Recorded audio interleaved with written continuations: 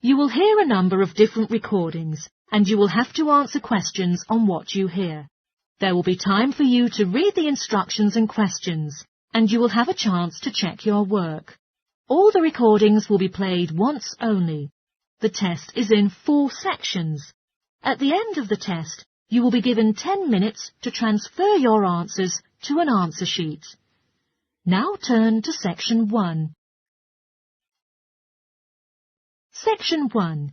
You will hear 2 students called Harry and Andrea in conversation talking about ways to handle the boys' personal stuff. First, you have some time to look at questions 1 to 5.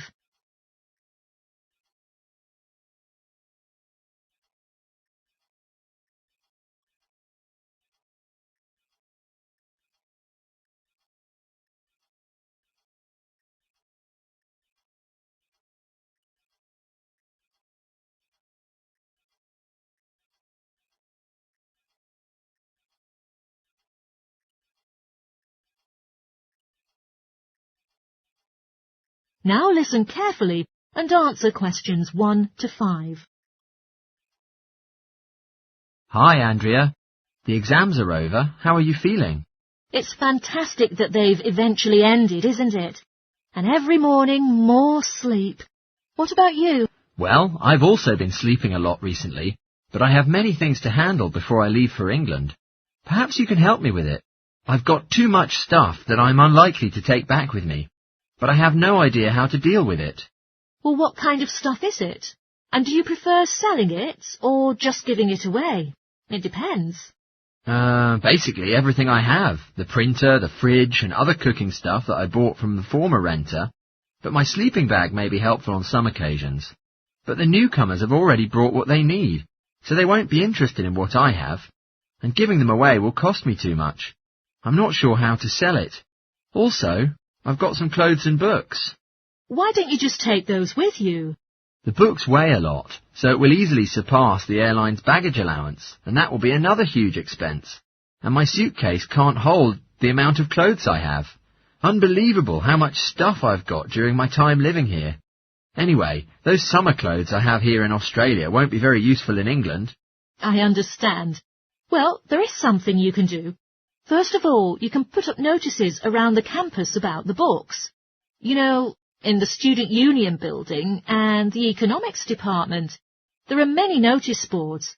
And also, any places that 2nd and 3rd year students will see them.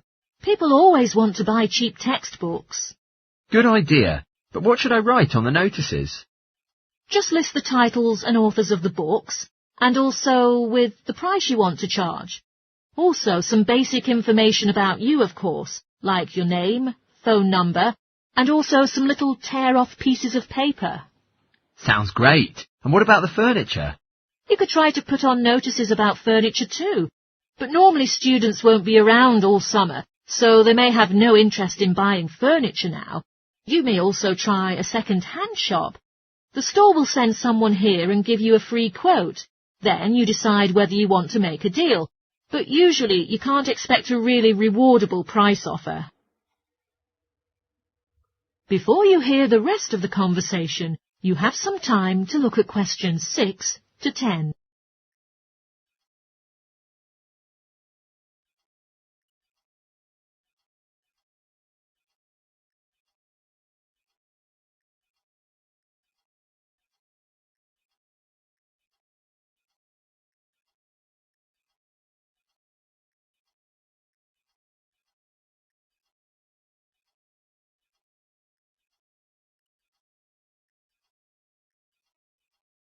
Now listen and answer questions 6 to 10. You can also choose to post an advertisement in the Trading Post. Have you heard about that paper? Every week it comes out with advertisements people place about what they want to sell, but you have to pay to have your notice in it, and then wait for calls. Give as much information as possible, and if anyone is interested about your stuff, invite them to come by and check. But making a deal is always difficult. I haven't heard about the Post before, but I should read it now. and I'll put the advertisement about the fridge, the microwave and the furniture on. But I'm not sure whether kitchen stuff is also a good idea. Well, you can donate the kitchen stuff to a charity shop or just sell it, like the Salvation Army or St. Vincent de Paul. But maybe you can call a second-hand shop and it can give you a quote first. Sure, I'll do that. Wait for the evaluation result and see whether I should sell them or just give them away. But how about my clothes? I still don't know what to do. A charity shop will take them too, so long as the clothes are in good condition. And although you don't get paid for them, you know someone who really needs the help will benefit from your clothes. That's very true. I'll put the expensive stuff, like the furniture, on advertisements, and donate the clothes and kitchen things. Come on, let's go and buy a trading post and we can write the offer together. Well, in fact, I'm interested in buying your microwave as well as fridge, depending on your offer, of course. OK, let's see how good you are at bargaining. That is the end of section 1. You now have half a minute to check your answers.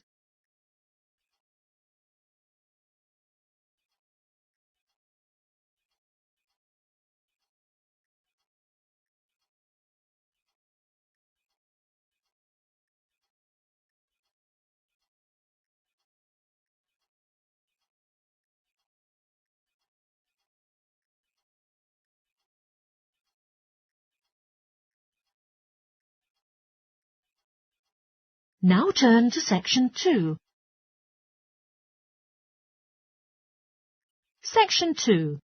You will hear a guidance counsellor talking to a group of students. First, you have some time to look at questions 11 to 14.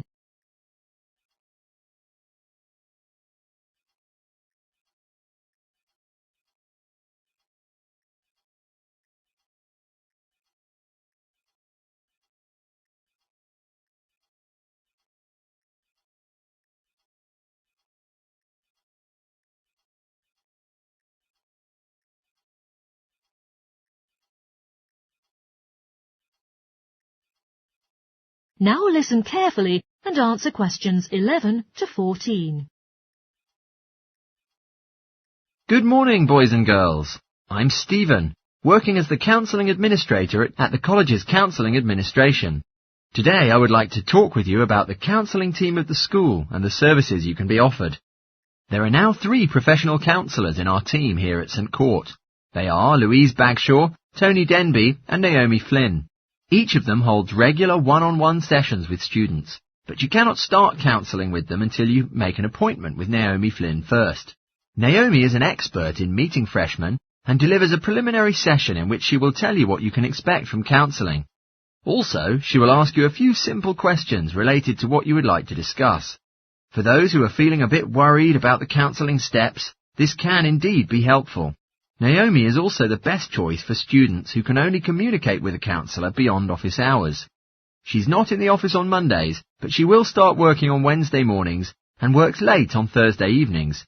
So, before your first class or after your last class on those days, you can see her. Louise is in our drop-in centre office a whole day. If you want to ask some counsellors for help without a prior appointment, she'll be the optimal choice. But do notice that if you choose this service, Louise will either see you herself or send you to the next available counsellor. If you want to see a certain counsellor each time when you visit, an appointment in advance is strongly recommended. Online or at reception during office hours are booking forms now available. Tony is our latest joined member of the counselling team. He's the sole male counsellor and has a solid foundation and expertise in stress management and relaxation techniques. Anyone who is trying to handle anxiety is encouraged to see him. A variety of techniques like body awareness, time management, and positive reinforcement will be introduced to you by Tony to help you address this problem. Before you hear the rest of the talk, you have some time to look at questions 15 to 20.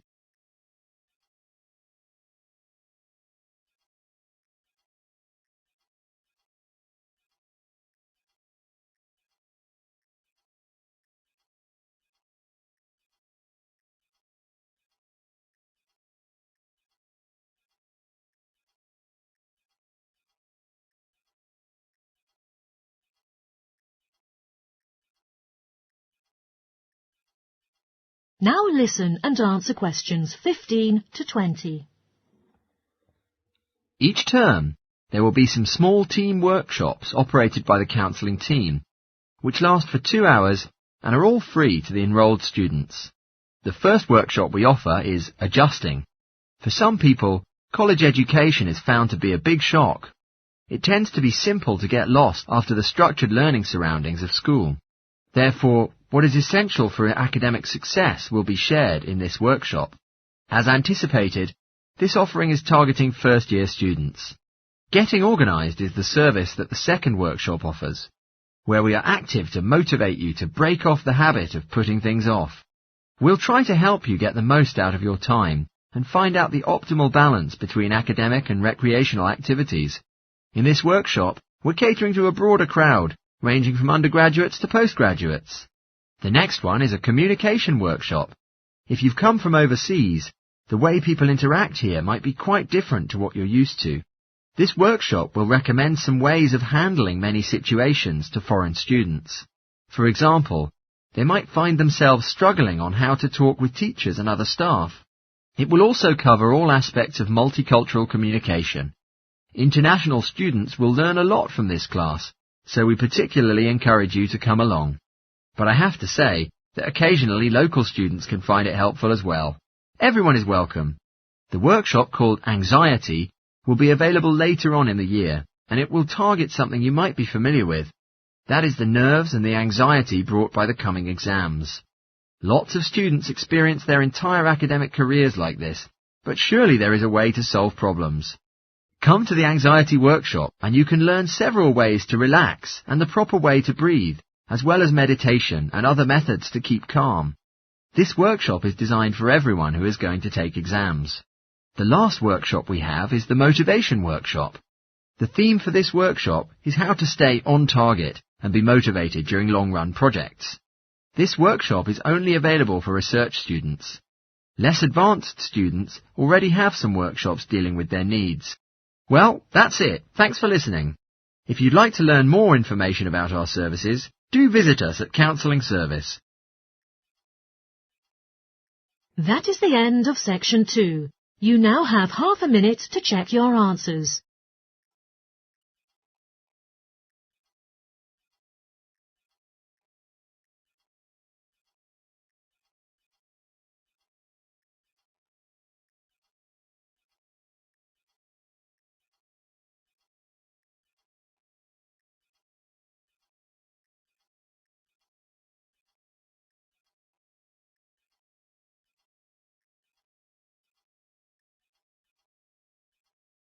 Now turn to section 3.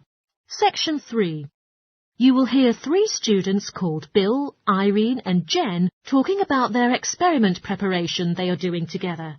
First, you have some time to look at questions 21 to 25.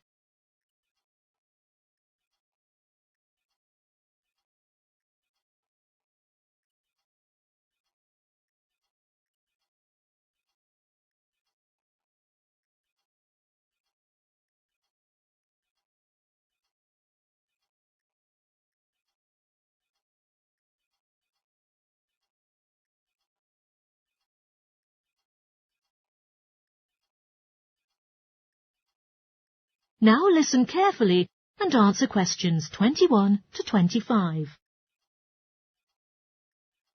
Oh, hi Jen and Irene. You two are heading to class, aren't you? Hey Bill, yes, we are just walking there now. It's a little bit early now though. We still would like to make some preparations for our apparatus for the experiment practice. How about walking with us? Come on. Of course, it's really great to catch up. How's it going with your experiment? Have you already chosen the subject you're going to test yet? To be honest, so far it's going well, and we're now serving as the laboratory partners responsible for conducting the test.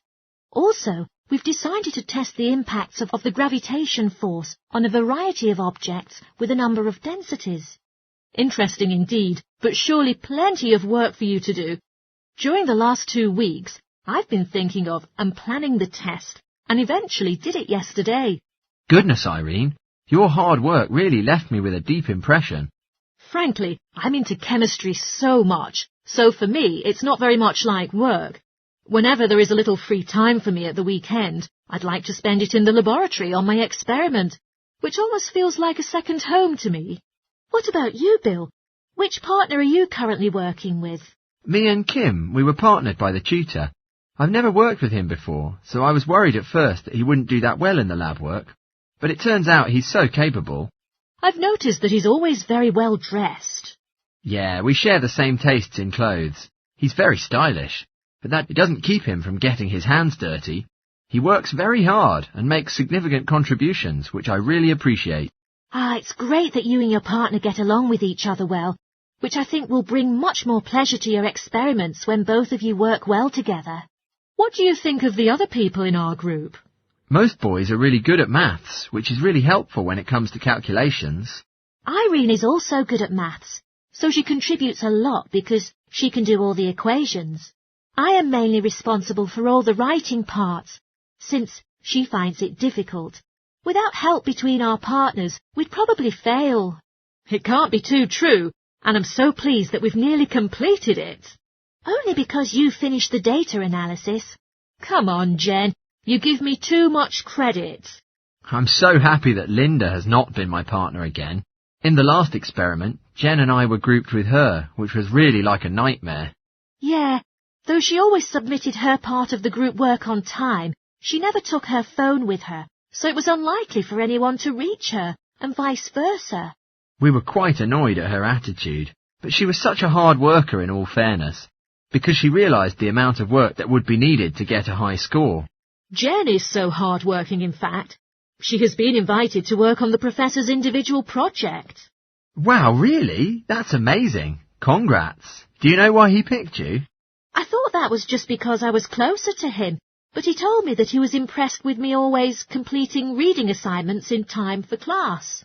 I bet you will be really popular among the other students when they find out. All of them want to hear about the project. Before you hear the rest of the talk, you have some time to look at questions 26 to 30.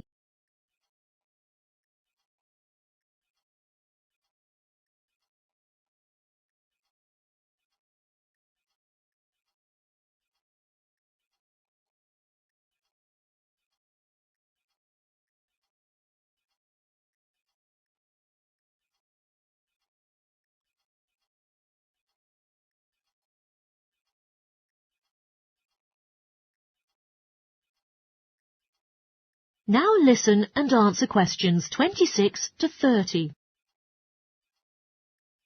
You can distribute tasks to everyone, so all of them will get a chance to take part in it. It actually sounds quite good. Could you help me decide who to assign each task to? Sure.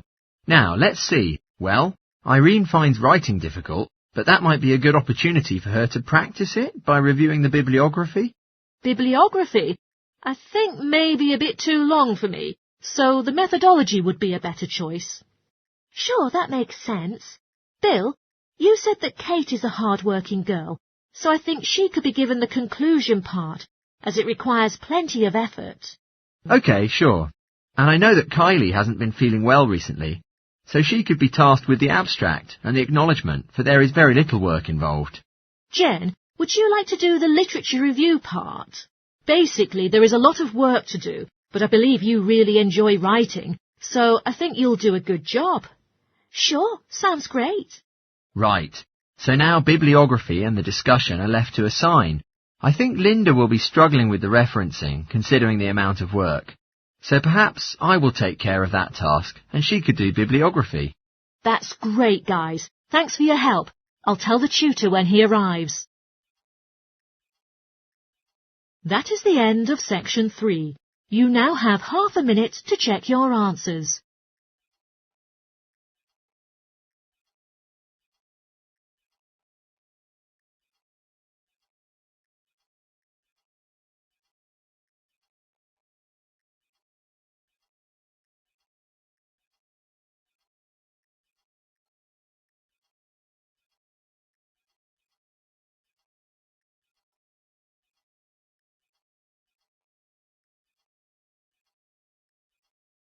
Now turn to section 4. Section 4. You will hear a psychology student delivering a presentation about the research she is currently conducting on expertise in creative writing. First, you have some time to look at questions 31 to 40.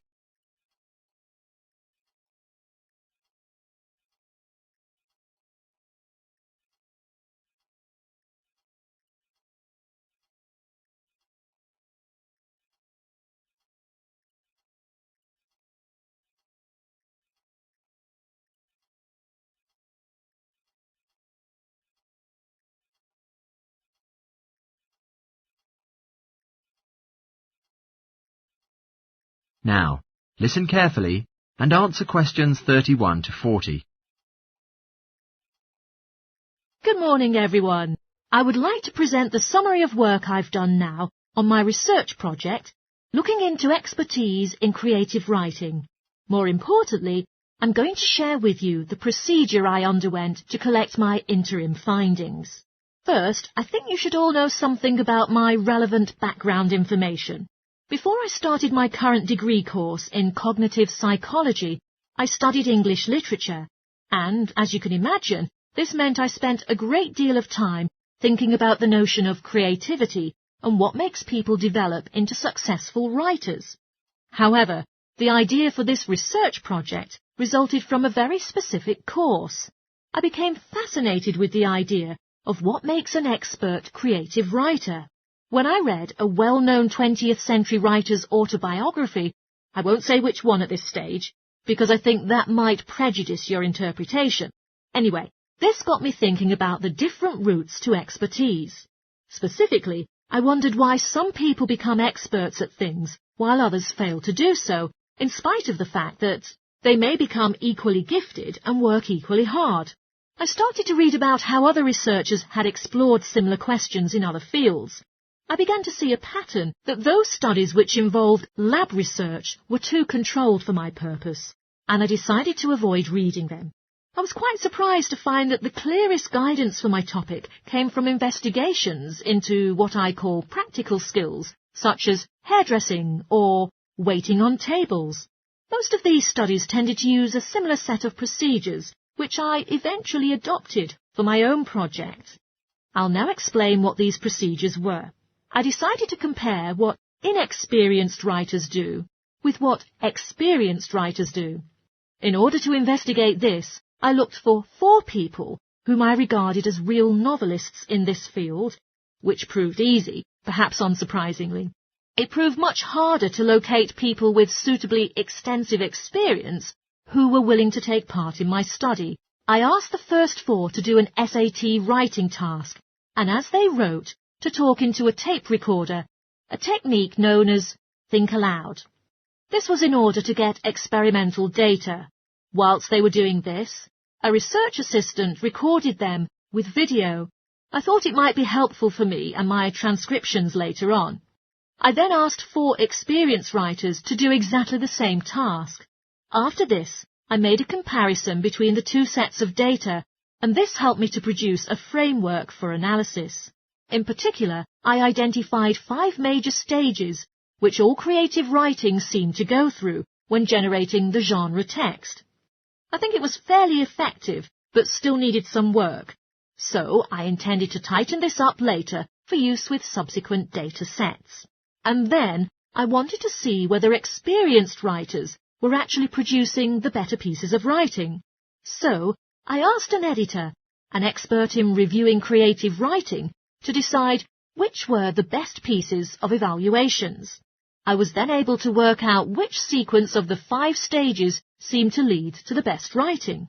Now, my findings are by no means conclusive at this point. I still have a long way to go, but if any of you have any questions, I'd be happy to answer them. That is the end of section 4. You now have half a minute to check your answers.